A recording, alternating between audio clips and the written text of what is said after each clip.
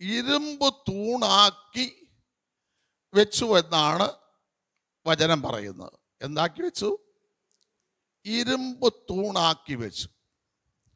നമ്മളെല്ലാവരും ഇരുമ്പ് തൂണാ. പക്ഷെ നമ്മളിന്ന് വാഴപ്പിണ്ടിയുടെ ബലം പോലും നമുക്ക് എന്തില്ല, ഇല്ല. ദൈവം പറയുന്നത്, ഞാൻ നിന്നെ ഇരുമ്പ് തൂണാക്കി വെച്ചു. ഹല്ലേലൂയ, സ്തോത്രം. യിരെമ്യാവിനെ ദൈവം അമ്മയുടെ ഉദരത്തിൽ വെച്ച് കണ്ടു. എന്നാൽ ഞാൻ പറയാം, നമ്മളെ ദൈവം കണ്ടത് എവിടെ വെച്ചായിരിക്കും? ലോക സ്ഥാപനത്തിന് മുമ്പേ കണ്ടു. ഈ ഭൂമിയെ സൃഷ്ടിക്കുന്നതിന് മുമ്പേ, ഈ ഭൂമിയിലെ സകല ചരാചരങ്ങളെയും സൃഷ്ടിക്കുന്നതിന് മുമ്പേ അല്ല, ദൈവം എന്നെ കണ്ടു. കണ്ടിട്ട് ആ പുസ്തകത്തിൽ, അറുക്കപ്പെട്ട കുഞ്ഞാടിൻ്റെ പുസ്തകത്തിൽ നമ്മുടെ പേരെന്ത് ചെയ്തു? എഴുതിയതിന് ശേഷമാണ് ഇങ്ങോട്ട് വിട്ടത്. ഇവിടെ വെച്ചാണ് നമ്മളെ പേര് മാഞ്ഞു പോകുന്നതും ഉറപ്പിക്കുന്നത്. അത് നമ്മുടെ പ്രവർത്തികൾ കൊണ്ട്. യോഹന്നാന് വെളിപ്പാട് പുസ്തകത്തിൽ ദർശനം കൊടുക്കുമ്പോൾ യോഹന്നാനോട് പറഞ്ഞ അങ്ങനെയാ, അറുക്കപ്പെട്ട കുഞ്ഞാടിന്റെ ജീവപുസ്തകത്തിൽ ലോക സ്ഥാപനത്തിനു മുമ്പേ എഴുതപ്പെട്ടു. യിരെമ്യാവിനെ അല്ല അമ്മയുടെ ഉദരത്തിൽ വെച്ച് കണ്ടെന്ന് യിരെമ്യാവ് പറയുമ്പോൾ നമ്മളെ ലോക സ്ഥാപനത്തിനു മുമ്പേ കണ്ടു. യിരെമ്യാവിനെ ആല്യാസ്തോത്രം ചെയ്യുന്നു, ഗർഭപാത്രത്തിൽ വെച്ച് വിശുദ്ധീകരിച്ചു. ഹല്ലേലൂയ, സ്തോത്രം. നമ്മളെ വിശുദ്ധീകരിച്ചതിന് ശേഷമാണ് ഗർഭപാത്രത്തിലേക്ക് എന്ത് ചെയ്തത്? നമ്മളെ ഇട്ടത്. ഹല്ലേലൂയ, സ്തോത്രം. ഞാൻ പറയാം, യിരെമ്യാവിനെ വെളിയിൽ വന്നിട്ട് അവനെ ശുദ്ധീകരിച്ച് നാവിൽ തൻ്റെ വചനം കൊടുത്തു എന്ന് എഴുതിയിരിക്കുന്നു. എന്നാൽ ഞാൻ പറയുന്നു, അതിനു മുമ്പേ സ്വർഗത്തിൽ എന്നേക്ക് സ്ഥിരമായിരുന്ന വചനം നമുക്ക് തന്നു. ആ തന്നത് എന്തിനെന്ന് ചോദിച്ചാൽ, പലരും നമ്മളോട് യുദ്ധം ചെയ്യും, പലരും നമ്മെ ഉപദ്രവിക്കും. പക്ഷേ നമ്മൾ അതിൻ്റെ നടുവിൽ ഇരുമ്പ് തൂണാകണം. എന്താകണം? ഇരുമ്പ് തൂണാകണം. ഇരുമ്പിൻ്റെ രണ്ട് പ്രത്യേകതകൾ ഒന്ന് പറഞ്ഞേ. ഇരുമ്പിൻ്റെ രണ്ട് പ്രത്യേകതകൾ. ഒന്ന് ബലമുള്ളതാണ്, രണ്ട്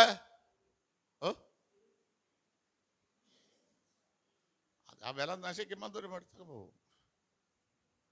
രണ്ട്, സഹിഷ്ണുതയുള്ള ഒരു ലോകമാണ് ഇരുമ്പ്. അതിനെ ഉലയിൽ കയറ്റിയാൽ എത്ര കൂടം കൊണ്ടടിച്ചാലും അത് ക്ഷമയോടെ എന്ത് ചെയ്തു? കൊല്ലന് കീഴടങ്ങി ഇരുന്നു കൊടുക്കുന്ന ഒരു ലോകമാണ് ഇരുമ്പ്. അപ്പോൾ ആല്യാസ്തോത്രം ചെയ്ത് നമുക്ക് രണ്ട് സ്വഭാവവും വേണം. ദൈവമക്കൾക്ക് രണ്ട് സ്വഭാവവും വേണം. ഒന്ന് ബലമുള്ളതായിരിക്കണം, രണ്ട് സഹിഷ്ണുതയുള്ളതായിരിക്കണം, സഹിക്കാനുള്ള കഴിവുള്ളവരായിരിക്കണം. ഈ രണ്ട് സ്വഭാവം ഉണ്ടെങ്കിൽ മാത്രമേ നമുക്ക് ഇരുമ്പ് തൂണാകാൻ കഴിയൂ. അത് യിരെമ്യാവിന്റെ ചരിത്രം നിങ്ങൾ പഠിച്ചാൽ വ്യക്തമായിട്ടറിയാം, അല്ലേ? ഈ ഇരുമ്പിന്റെ ബലം അല്ല, അശേറിന് കൊടുത്ത ഒരു അനുഗ്രഹം നിങ്ങളൊന്ന് വായിച്ചു നോക്കാം. ഉൽപ്പത്തി പുസ്തകം, ഹല്ലേലൂയ, സ്തോത്രം ചെയ്യുന്നു, 49-ാം അധ്യായത്തിൽ ആവർത്തനം 33-ന്റെ അല്ല മോശ അനുഗ്രഹിച്ച ഒരു വാക്യമാണ് 24-25.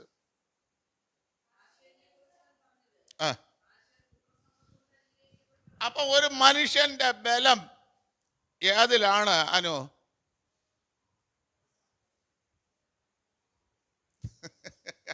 അനുവിൻ്റെ അടുത്ത് തന്നെ ഞാൻ വായിക്കാൻ പറഞ്ഞതിന് കാരണമുണ്ട്. പോട്ടെ.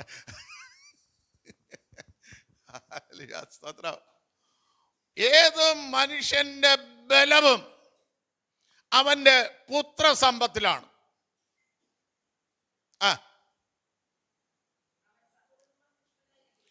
രണ്ടാമത്തെ ബലം അവൻ സഹോദരങ്ങൾക്ക് എന്തായിരിക്കണം? ഇഷ്ടനായ ഒരു വ്യക്തി ആയിരിക്കണം. അവന്റെ കാല് എണ്ണയിൽ, അങ്ങനെയുള്ള വ്യക്തിക്ക് അല്ല എണ്ണയിൽ കാൽ മുക്കും. അടുത്ത് ആല്യാസദ്ര, നിന്റെ വീട്ടിന്റെ കതകിന്റെ ഓടാമ്പലുണ്ടല്ല, ഒന്നുകിൽ ഇരുമ്പായിരിക്കും അല്ലെങ്കിൽ താമ്രമായിരിക്കും. അതായത് മറ്റൊരു ശത്രുവിന് വന്ന് തള്ളി തുറക്കാൻ കഴിയാത്ത നിലവാരത്തിൽ ദൈവം നിന്റെ കതകുകളെ ഉറപ്പിക്കും. ഒന്നാമത്തെ പ്രത്യേകത അതാ. ദൈവമക്കൾക്ക് ശത്രുക്കളെ കൊള്ളും. ഹല്ലേലൂയ, സ്തോത്രം. ഇപ്പോഴും ഓട്ടിച്ചിട്ടടിക്കുകയാണ്. ദൈവമക്കളെ എന്ത് ചെയ്യുന്നു? ഞാൻ പറയാം, സുവിശേഷീകരണമൊക്കെ നല്ലത് തന്നെയാണ്. കർത്താവ് പറഞ്ഞ രീതിയിൽ സുവിശേഷീകരണം നടത്തിയാൽ ആരെയും അടിക്കില്ല. കർത്താവ് പട്ടണത്തിൽ കൂടെ നടന്നു പോയതല്ല, ഒരുത്തൻ്റെ വീട്ടിൽ കയറിയും ട്രാക്ട് കൊടുത്താ ഇല്ല. കർത്താവിനെ കണ്ടവരെന്ത് ചെയ്തു? കർത്താവിൻ്റെ പുറകെ ആദ്യം നമ്മുടെ സ്വഭാവങ്ങളും പ്രവൃത്തികളും ക്ലിയർ ആക്കിയിട്ട് നീ ഇറങ്ങി നട. ആദ്യം അതാ വേണ്ടത്.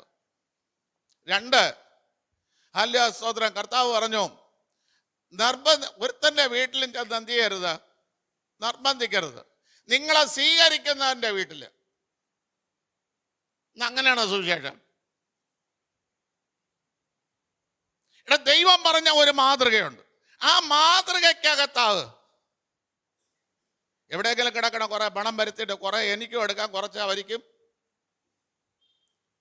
കൊടുക്കാം എന്നുള്ള ലാഭ ഇച്ഛയോടുകൂടി സുവിശേഷ പ്രവർത്തനം നടത്തുന്നു. അവിടെ ആയിട്ടിട്ട് എന്ത് ചെയ്യുന്നു? നിങ്ങൾ ഒറീസയിലും നമ്മളെ ജീപ്പിൽ ചുട്ടി വന്നല്ലേ 2 പിള്ളേരെ കേട്ടോ, അവര് കൊന്നവരെ എന്ത് ചെയ്യും? കൊന്നവര് മാനസാന്തരപ്പെട്ട് സുവിശേഷം പ്രസംഗിക്കുന്നു. വാട്സാപ്പിൽ കണ്ട ഇപ്പോഴത്തെ പാസന്മാരെ ഓട്ടിച്ചിട്ടടിച്ചിട്ട് ആരും മാനസാന്തരപ്പെടില്ല, വീണ്ടും വെട്ടണ്.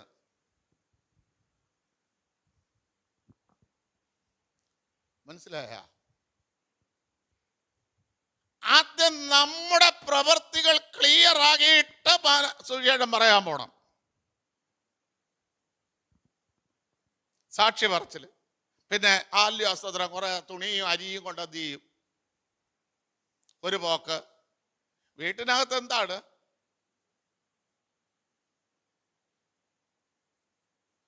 വീടിനകത്ത് ഐക്യത വന്നിട്ടാണ്,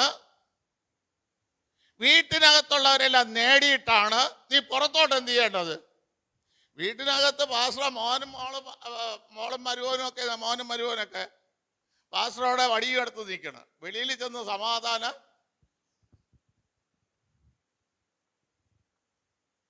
ആദ്യം വീട് ക്ലിയറാക്കുക. എങ്കിൽ ദൈവം ഇരുമ്പ് തൂണാക്കി തന്നെ വയ്ക്കും. ഹല്ലേലൂയ, സ്തോത്രം. യെശയ്യാ പ്രവാചകന്റെ പുസ്തകം 48-ാം അധ്യായം അതിന്റെ 3 തൊട്ട് വായിക്കുമ്പോൾ, ഹല്ലേലൂയ, സ്തോത്രം ചെയ്യുന്നു. 4 തൊട്ട് വായിച്ചോ.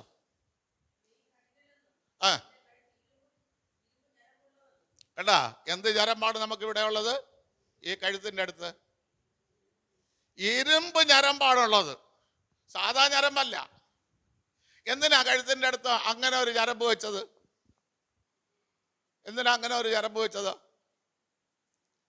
എത്ര ഭാരം വന്നാലും ചുമക്കാനുള്ള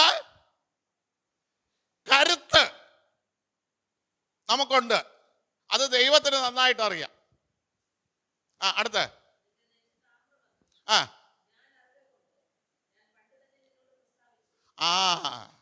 ഇത് ദൈവത്തിന് നന്നായിട്ട് അറിയാം. നീ ചില കാര്യങ്ങൾ ചെയ്യുമ്പോൾ അടുത്ത വാക്യം പറയണത് നീ തന്നെ ചെയ്തു എന്ന് നീ പറയും. നീ വെല്ലുവിളിക്കും ദൈവത്തോട്. ഞാൻ അധ്വാനിച്ചിട്ടല്ലേ, ഞാൻ പാടുപെട്ടിട്ടല്ലേ ഇതൊക്കെ ഉണ്ടാക്കിയത്. ഇത് നീ പറയുന്നത് കൊണ്ട് നീ അറിയാത്തത് ചിലത് ഞാൻ നിന്നെ കേൾപ്പിക്കും. അല്ലെ? 5-ാം വാക്യം അങ്ങനെയല്ലേ പറയണ?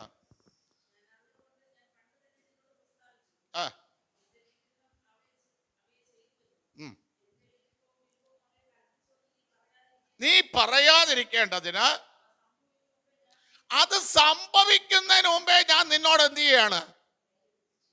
കൽപ്പിക്കുകയാണ്. എനിക്കറിയാം, രാവിലെ ജോലിക്ക് പോകുന്നു. ഇപ്പൊ അനീഷ് ജോലിക്ക് പോവുകയാണ്. അനീഷ് ജോലിക്ക് പോയിട്ട് തിരിച്ചു വന്ന ജോലി ചെയ്തതിൻ്റെ പൈസ വെച്ചാണ് അവൻ ജീവിക്കണത്. അല്ല ദൈവം കൊടുത്തതെന്ന് പറയേണ്ട കാര്യം. പക്ഷെ ഈ ജോലി കൊടുത്തത് ആരെന്ന് പിടികിട്ടിയ? ഇതാ നമ്മൾ ചിന്തിക്കേണ്ടത്.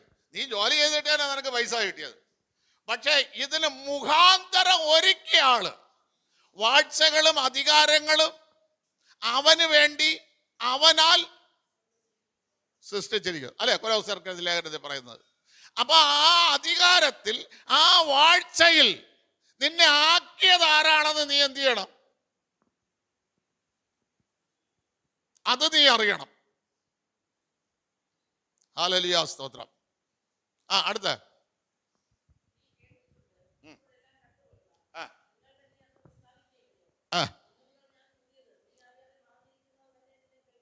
നോക്കണമേ, ഇന്നു മുതൽ പുതിയത്, നീ അറിയാത്തത് ചിലത് കേൾപ്പിക്കാൻ വേണ്ടിയിട്ടാണ് ഞാൻ നിന്നെ ഇരുമ്പ് തൂണാക്കി വെക്കുന്നത്.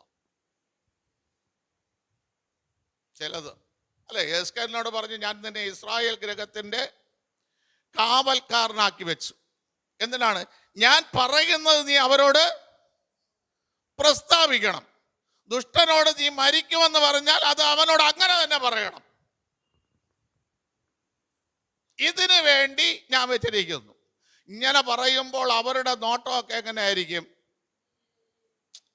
അവർ നിന്നെ ദഹിപ്പിക്കത്തക്ക രീതിയിൽ നോക്കും. പക്ഷെ നീ ഭയപ്പെടുക, ദഹിപ്പിക്കത്തക്ക രീതിയിൽ നോക്കിയ ഈ ഇരുമ്പാണ് ഇവിടെ വന്ന് ദഹിച്ച് നിൽക്കും. അപ്പൊ ഓടി വന്ന് പിടിക്കണമോ പൊള്ളും. ഇതിനാ ഇരുമ്പ് തൂണാക്കിയത്. മനസ്സിലായ? ഇതിനാണ് ഇരുമ്പ് തൂണാക്കിയത്. 2 ഹല്ലേലൂയ, സ്തോത്രം. അതിന്റെ 10-ാം വാക്യം, 48-ന്റെ 10. നോക്കണമേ, എന്നിട്ട് ദൈവം അടുത്ത സഹിഷ്ണുതയിലേക്ക് പോവുകയാണ്. എന്ത് ചെയ്യുന്നു? ഊതി കഴിക്കുന്നു, വെള്ളിയെ പോലെ കഴിക്കുന്നു. വെള്ളിയെ പോലെയല്ല, കഷ്ടതയുടെ ഇതാണ് സഹനം. ഒന്ന് ഇരുമ്പെന്നൊക്കെ പറഞ്ഞപ്പോ നമുക്ക് എന്താണ് നല്ല ഒരുത്തൻ വന്ന് അടിച്ചിരുന്നാലും അവൻ ഓടിയണമല്ല, ഞാൻ ഓടിയില്ല. ഞാൻ ഇത്തിരി ചൂടായി നിന്നാൽ ഞാൻ പൊള്ളും. ഞാൻ ഇത്തിരി അതെന്താ ചൂട് കൂടി നിൽക്കും, അവൻ വന്ന് പിടിക്കണമോ പൊള്ളും. അതെല്ലാം നല്ലതാ. പക്ഷെ അടുത്ത ദൈവം ചെയ്യാണ്, നിന്നെ കഷ്ടതയുടെ തീച്ചൂളയിലേക്ക് എന്ത് ചെയ്തു? ശോധന ചെയ്യാൻ ഇറക്കി. ഹല്ലേലൂയ, സ്തോത്രം. ഇവിടെയാണ് പ്രിയ ദൈവമക്കളെ സഹിഷ്ണുത നമുക്ക് ആവശ്യം. സഹിഷ്ണുത നമുക്ക് ആവശ്യം. ഹല്ലേലൂയ, സ്തോത്രം. ഇയ്യോബിന്റെ സഹിഷ്ണുത നിങ്ങൾ വായിച്ചിട്ടുണ്ടെന്ന് യാക്കോബ് എന്ത് ചെയ്യുന്നു? പറയുന്നു. അല്ലെ, യാക്കോബിന്റെ ലേഖനം 5-ാം അധ്യായം അതിന്റെ 11-ാം വാക്യം വായിക്കുമ്പോൾ, അല്ലെ ഒന്ന് വായിച്ചോ.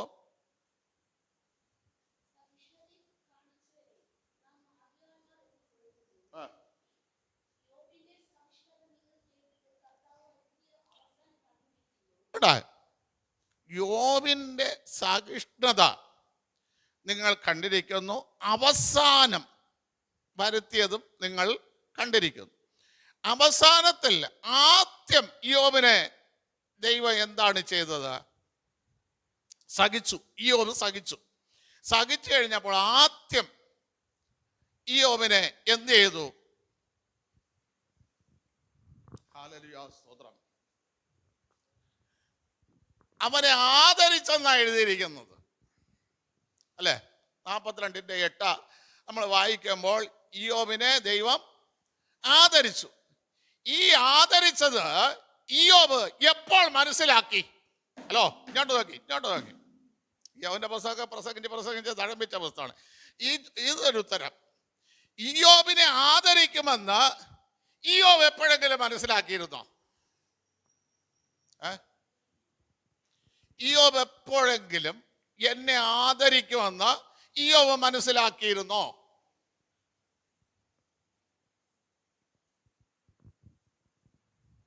Price the Lord. ഇയ്യോബ് നേരത്തെ തന്നെ മനസ്സിലാക്കിയിരുന്നു. ഇയ്യോബിനെ ദൈവം ആദരിക്കേ ഉള്ളൂ എന്ന്. ഹല്ലേലൂയ, സ്തോത്രം. സംശയം ഉണ്ടെങ്കിൽ നിങ്ങൾ 23-ാം അധ്യായം ഒന്നെടുത്ത് 23-ാം അധ്യായം ഹല്ലേലൂയ സ്തോത്രം ചെയ്യുന്നു. അതിൻ്റെ ഹല്ലേലൂയ സ്തോത്രം 2-ാം വാക്യം തൊട്ടൊന്ന് വായിച്ചേ.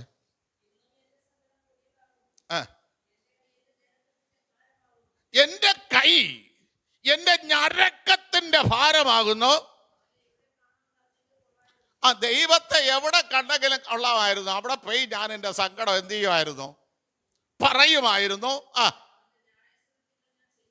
അവൻ്റെ ന്യായസ്ഥിതിങ്കൽ ഞാൻ ചെല്ലുമായിരുന്നു. ഞാൻ ദൈവത്തിൻ്റെ മുമ്പിൽ, മനുഷ്യരുടെ മുമ്പിലല്ല. ഇയ്യോബ് ന്യായം വിവരിക്കാൻ പോകുന്ന ആരുടെ മുമ്പില്? ദൈവത്തിൻ്റെ മുമ്പിൽ എൻ്റെ ന്യായം വിവരിക്കുമായിരുന്നു. അവൻ്റെ ഉത്തരം എന്താണെന്ന് എനിക്ക് നന്നായിട്ട് അറിയാം. ഞാൻ ന്യായം പറഞ്ഞ് ബോധിപ്പിക്കുമ്പോൾ അവ എന്താണ് ഉത്തരം പറയണമെന്ന് എനിക്ക് നന്നായിട്ട് അറിയാം. അന്ന് പറയുമെന്ന് ഞാൻ ഗ്രഹിച്ചിട്ടുമുണ്ട്.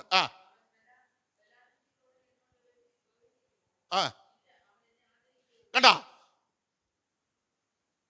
ഞാൻ എൻ്റെ സങ്കടം പറഞ്ഞാൽ ദൈവത്തിൻ്റെ ബലമല്ല എന്നിൽ വ്യാപരിക്കാൻ പോകുന്നത്, ദൈവത്തിൻ്റെ ആദരവ്. ഇത് ദൈവം മനസ്സിലാക്കിയിരുന്നു. ഇത് നിങ്ങൾ മനസ്സിലാക്കിയിട്ടുണ്ടോ? നമ്മൾ മനസ്സിലാക്കണോ? കഷ്ടപ്പെട്ട് ദൈവമേ ഞാൻ തൊലയേ ഉള്ളൂ. ഇതല്ലേ നിങ്ങൾ മനസ്സിലാക്കിയിരിക്കുന്നത്? ഇയ്യോബ് പറയുന്നുണ്ട്, എൻ്റെ കഷ്ടതയിൽ ഇനി ദൈവം ബലം പ്രയോഗിക്കില്ല, എൻ്റെ ദൈവം എന്നെ ആദരിക്കേ ഉള്ളൂ. ഹല്ലേലൂയ, സ്തോത്രം. ഇതിന് കാരണം എന്തെന്നറിയാമോ? ഇയ്യോബ് മനുഷ്യരോടെ പലതും പറയും, ഞാൻ നീതിവാനാണെന്നൊക്കെ പറയും. പക്ഷെ ദൈവസന്നിധിയിൽ വന്നു കഴിഞ്ഞാൽ ഇയ്യോബ് മിണ്ടാതെ നിൽക്കും. മനുഷ്യരുടെ അടുത്ത് പറയും പോലെയല്ല ദൈവത്തിൻ്റെ അടുത്ത് സംസാരിക്കണത്. ദൈവം പറഞ്ഞ് മിണ്ടാതെ ഇരുന്നാൽ ഞാൻ ദൈവമെന്ന് നീ അറിയും. ഹല്ലേലൂയ, സ്തോത്രം. മനുഷ്യരോട് മനപ്പീഡ കൊണ്ട് നീ പലതും പറയും, അല്ലേ? ഇയ്യോബ് 7:11 പറഞ്ഞു, എന്റെ മനപ്പീഡ കൊണ്ട് ഞാൻ വാതോരാതെ എന്ത് ചെയ്യും? ആരാ? കൂട്ടുകാരെടുത്ത്. പക്ഷെ ദൈവത്തിൻ്റെ അടുക്കൽ വന്നപ്പോൾ ഇയ്യോബ് പറയാണ്, ഞാൻ മിണ്ടൂല, ഞാൻ സംസാരിക്കുകയില്ല, ഞാൻ മൗനമായി.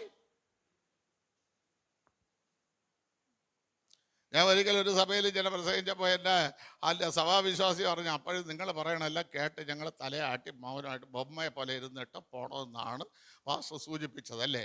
ഞാൻ പറഞ്ഞു, അത്രേ ഉള്ളൂ. മൗനമായിട്ടിരുന്ന് എന്ത് ചെയ്യണം? കേട്ടോണ്ട്. ദൈവം നിന്നെ ആദരിക്കണമോ? ദൈവം നിന്നെ ബഹുമാനിക്കണമോ? നീ മൗനമായിരുന്ന നീ കേൾക്കണം.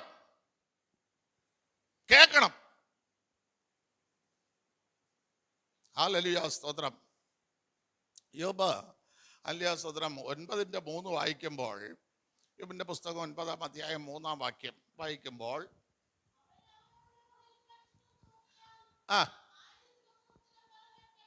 നോക്കണമേ പ്രിയ ദൈവമക്കളെ, ഞാനും ഇപ്പോൾ റസാലണനും തമ്മിൽ സംസാരിക്കുകയാണ്.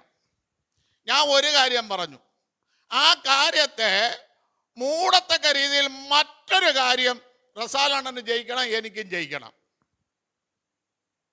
ജയിക്കണ്ടേ?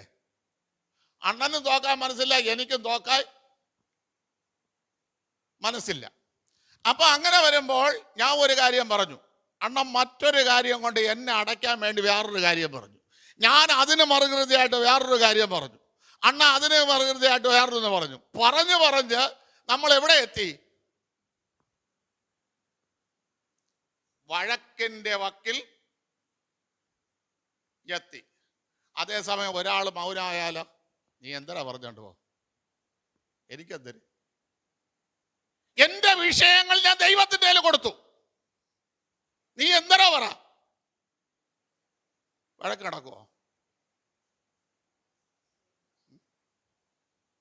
അതാ യോ പറയണം, 1000 ചോദ്യം നിങ്ങൾ ചോദിച്ചാലും ഞാൻ ഒന്നിന് പോലും മറുപടി പറയില്ല. കാരണം എനിക്ക് എവിടെ നിന്ന് നീതി കിട്ടണം? ദൈവ സന്നദ്ധിയിൽ നിന്ന് എനിക്ക് നീതി കിട്ടണം. അതുകൊണ്ട് ഞാൻ 1000 ചോദ്യം നിങ്ങൾ ചോദിച്ചാലും ഞാൻ മറുപടി പറയാൻ തയ്യാറാകരുത്. കാരണം മനുഷ്യൻ ഒരിക്കലും തോറ്റു കൊടുക്കാൻ, ചെയ്യുന്നത് തെറ്റാണെങ്കിൽ പോലും മനുഷ്യൻ ഒരിക്കലും തോറ്റു കൊടുക്കാൻ ആഗ്രഹിക്കോ? എൻ്റെ അപ്പൂപ്പൻ പറയും, അടി കൊണ്ട് അടിയിലാണ് കിടക്കണമെങ്കിൽ കാലെടുത്ത് പൊക്കി വെച്ചിട്ട് പറയും എൻ്റെ കാല് മുകളിൽ തന്നെ, അവൻ്റെ കാലും അപ്പം ജയിച്ചത് ഞാനാണ് എന്ന് പറയാൻ ആഗ്രഹിക്കുന്ന ജനം. ഇതാണ് സഹിഷ്ണുത. നീ മനസ്സിലാക്കണം, നിന്റെ മുമ്പിൽ ഒരുവൻ നിനക്കെതിരെ നീ ചെയ്യാത്തത്, നീ പറയാത്തത്, നീ പ്രവർത്തിക്കാത്തത് വന്ന് പറയുമ്പോൾ ദൈവം ആരെ അയച്ചു എന്ന് നീ മനസ്സിലാക്കണം. നീ പറയാത്തത്, നീ ചെയ്യാത്തത് നിന്റെ മുമ്പിൽ വന്ന് നീ ഇതിങ്ങനെ ചെയ്തില്ലേ, നീ അങ്ങനെ ചെയ്തില്ലേ എന്ന് പറയുമ്പോൾ ദൈവം ആരെ അയച്ചു? ദൈവം ആരെ അയച്ചു? ഒരു ദുഷ്ടനെ നിന്റെ മുമ്പിൽ അയച്ചു. എന്തിന്? നിനക്ക് അനർത്ഥം വരുത്താൻ. അവന്റെ മുമ്പിൽ നീ സൈലന്റ് ആവണം. വാക്യം ശലോമോൻ പറയുന്നതാ, അനർത്ഥത്തിനായിട്ടൊരു ദുഷ്ടനെയും കൂടെ എന്ത് ചെയ്തിട്ടുണ്ട് ദൈവം? അപ്പൊ നീ മനസ്സിലാക്കണം, എൻ്റെ അനർത്ഥത്തിന് വേണ്ടി, എൻ്റെ ഹാല്യാസ്വതരം കഷ്ടതയ്ക്ക് വേണ്ടി ദൈവം അയച്ച അനർത്ഥത്തിന് അയച്ച ദുഷ്ടനാണിത്. ഇവന്റെ മുമ്പിൽ ഞാൻ സൈലന്റ് ആകണം. യിരെമ്യാവിന്റെ ചരിത്രത്തിൽ യിരെമ്യാവ് ആ 18 ഒന്ന് വായിച്ചേ. 18 വേഗത്തിൽ വേഗത്തിൽ.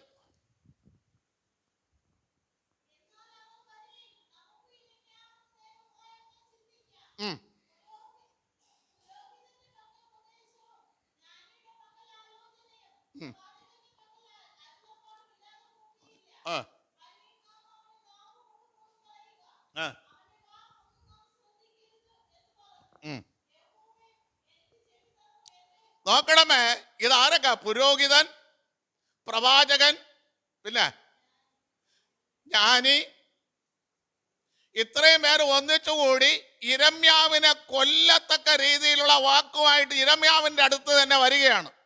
യിരെമ്യാവ് ഇവർക്ക് മറുപടി പറഞ്ഞില്ല. യിരെമ്യാവ് അകത്ത് കയറി ദൈവത്തോട് പ്രാർത്ഥിക്കുകയാണ്, ദൈവമേ എനിക്ക് ചെവി തന്ന്.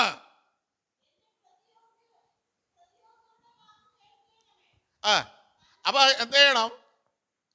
ഞാൻ കേട്ടു ഇവരുടെ വാക്ക്, ഇനി ആരാണ് കേൾക്കേണ്ടത്? ദൈവം കേൾക്കണം. മറുപടി പറയേണ്ടത് അവിടെ നിന്നാണ്, ഞാനല്ല മറുപടി പറയേണ്ടത്. ദൈവമേ എൻ്റെ വാക്കുകൾക്ക്, അവരുടെ വാക്കുകൾക്ക് ചെവി തന്നിട്ട് എനിക്ക് ഉത്തരം തരണമേ. ഇതാണ് സഹിഷ്ണുത, ഇരുമ്പിന്റെ സഹിഷ്ണുത. ആ ആ ആ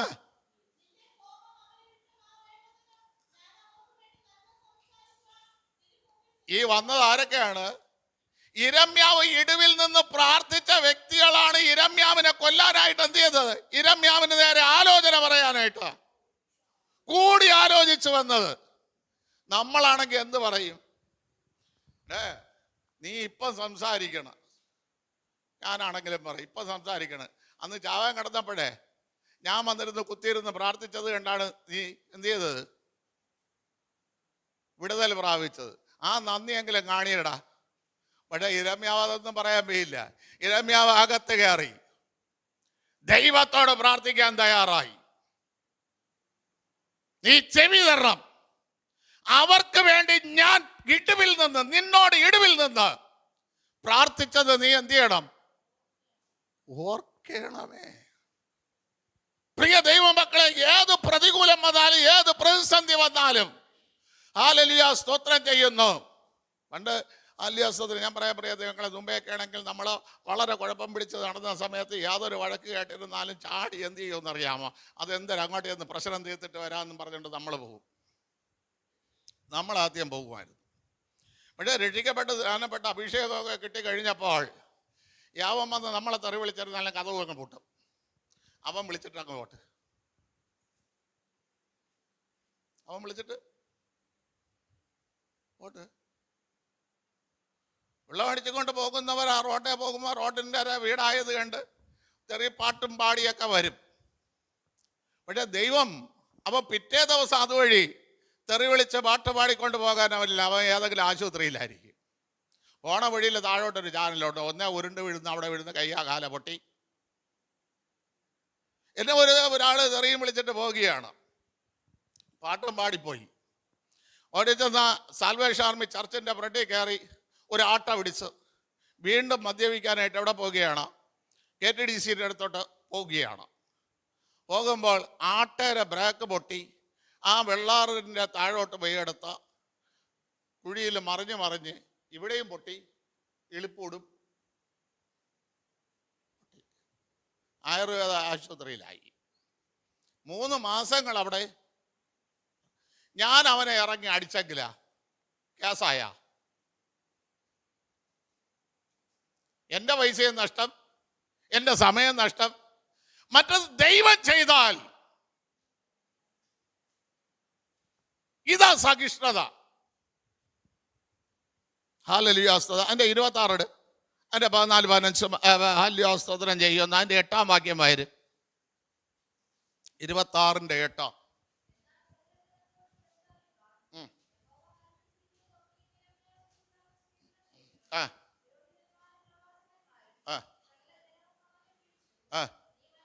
നീ മരിക്കണം.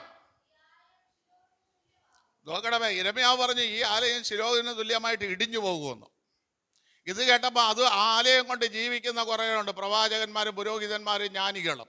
അവരിങ്ങോട്ട് വന്ന് യിരെമ്യാവിനെ പിടിച്ചിട്ട് പറയണം, ഇവൻ എന്ത് ചെയ്യണം? മരിക്കണം. ഞങ്ങൾ പണിത ആലയം, ഞങ്ങൾ പൈസയിലാക്കിയ ആലയം, ഇത് ഇടിയണമെന്ന് പറയാൻ നീ ആരടാ? നീ എവിടെ നിന്ന് വന്ന പ്രവാചകൻ? യിരെമ്യാവിന്റെ മറുപടി അതിന്റെ 14-ാം വാക്യമാരുമോളെ, ഞാൻ ഇതാ നിങ്ങളെ കയ്യിലിരിക്കണം. നോക്കണമേ, അല്ല നിങ്ങൾക്ക് ഇഷ്ടവും ന്യായവും ഉള്ളതുപോലെ നിങ്ങൾക്ക് ചെയ്യാം. കാരണം ഇപ്പൊ ഞാൻ ആരുടെ കയ്യിലാണ്? നിങ്ങളുടെ കയ്യിലാണ്. നമ്മളൊക്കെ ആണെങ്കിൽ പ്രിയ ദൈവമക്കളെ, പെന്തക്കോസ്തിൽ വന്ന് സ്നാനപ്പെട്ട അഭിഷേകമൊക്കെ കിട്ടിയെങ്കിലും നമ്മുടെ വാക്കുകൾ എങ്ങനെയായിരിക്കും? പറ, നമ്മളെ വാക്ക് എങ്ങനെയായിരിക്കും? ഒന്നിന് വിട്ടുകൊടുക്കുക. നമ്മൾ ആടിയൊക്കെ ആടി. എൻ്റെ അടുത്തൊരു പാസ്റ്റർ പറഞ്ഞാണ്, അങ്ങനെ നമ്മൾ പിന്നാറി പോയെന്നും വേണ്ട, 2 അങ്ങനെ ഇളുത്തിട്ട് കൊടുക്കണം. അടിയെങ്കിൽ അടി. ഇവിടെ യിരെമ്യാവ് പറയാണ്, യിരെമ്യാവ് ഇരുമ്പ് തൂണാണെന്നുള്ള കാര്യം നിങ്ങൾ മറക്കരുത്. പറയുകയാണ്, ഹല്ലേലൂയ സ്തോത്രം ചെയ്യുന്നു, ഞാൻ നിങ്ങളുടെ കയ്യിലിരിക്കുന്നു, നിങ്ങൾക്ക് ഇഷ്ടമുള്ളത് എന്നോട് ചെയ്യാം. പക്ഷേ അടുത്ത വാക്യം,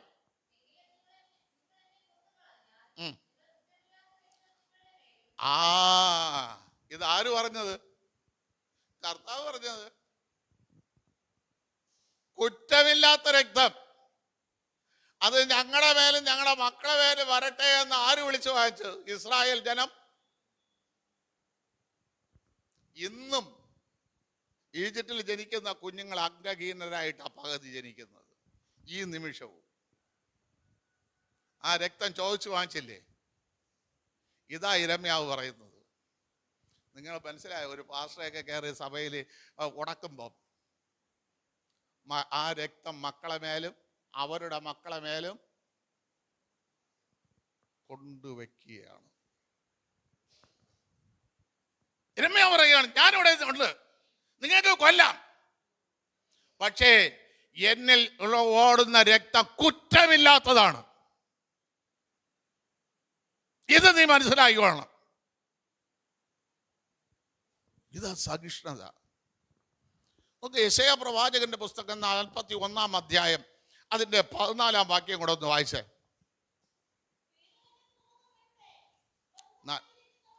41:14.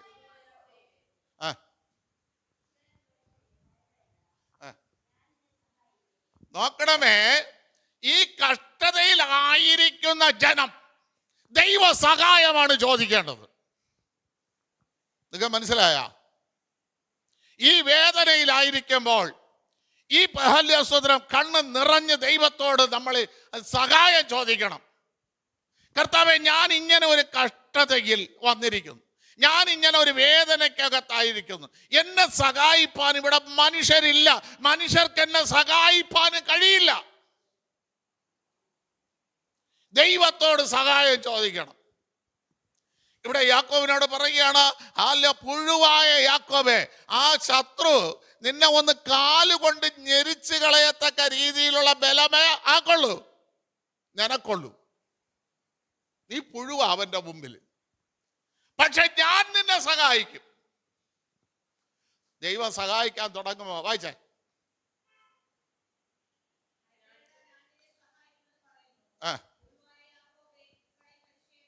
ഈ പരീക്ഷയെ ഭയപ്പെടേണ്ട.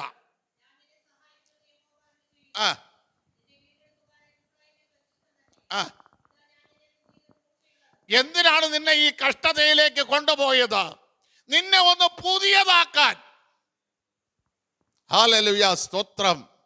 നിന്നെ ഒന്ന് പുതിയതാക്കിയെടുക്കാൻ. പഴയതിനെ മാറ്റണം ദൈവത്തിന്. പഴയ രീതി മാറ്റണം, പഴയ സ്വഭാവം മാറ്റണം, പഴയ പ്രവൃത്തി മാറ്റണം. പക്ഷെ നിന്നെ പുതിയതാക്കണം, നിന്നെ പുതിയതാക്കണം.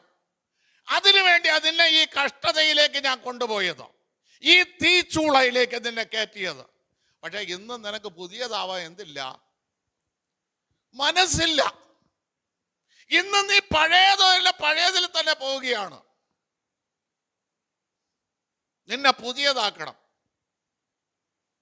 എല്ലാവരും നിന്നെ കുറ്റം പറയണം, എല്ലാവരും നിന്നെ കല്ലെറിയണം, എല്ലാവരും നിന്നെ പരിഹസിക്കണം.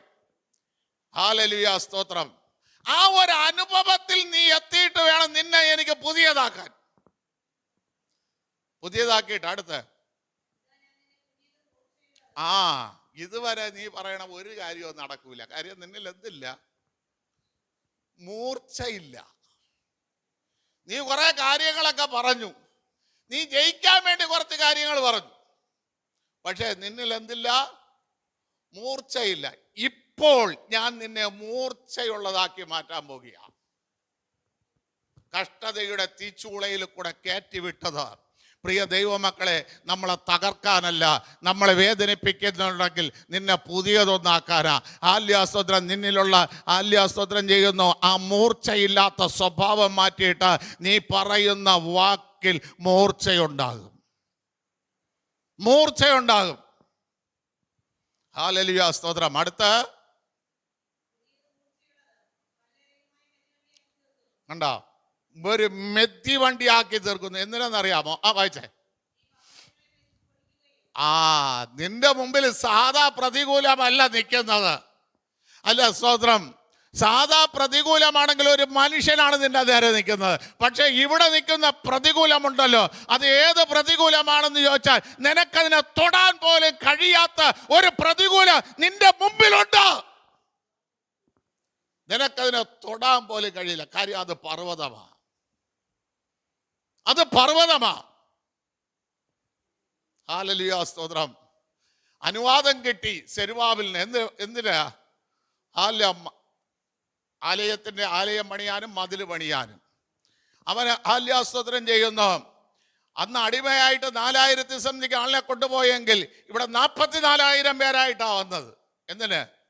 ആലയം പണിയാനും മതില് പണിയാനും. ഒന്ന് തൊടാൻ, ഒന്ന് പണി തുടങ്ങാൻ സെരുബാബേലിന് കഴിഞ്ഞില്ല. കാര്യം എന്താണ്? മുമ്പിലൊരു പർവ്വതം നിപ്പുണ്ട്. സെരുബാബേൽ കാണുന്നില്ല. പണമുണ്ട്, ആളുണ്ട്, ആൾബലമുണ്ട്. പക്ഷേ പണിയുടെ അടിസ്ഥാനമിടാൻ സെരുബാബേലിന് കഴിയുന്നില്ല. പ്രവാചകനായ സക്കറിയാവ് വന്നു. സക്കറിയാവിനെ എല്ലാവരും കളിയാക്കി ഇടുകയാ.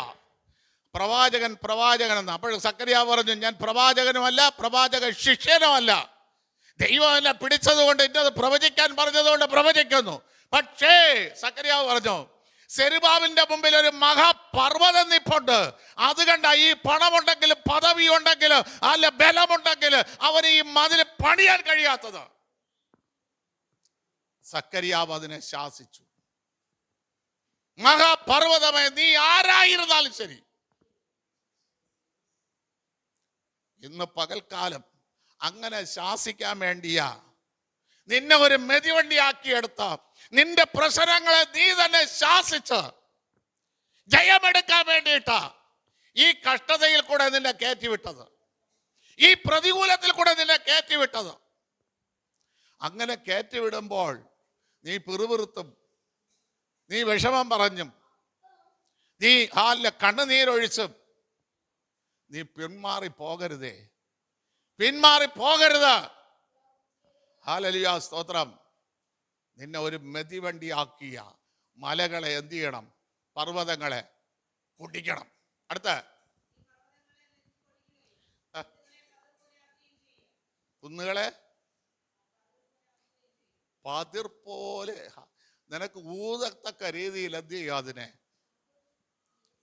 നീ ഊതിയാ മതിയെന്നേ, അത് പറന്നു പോകും.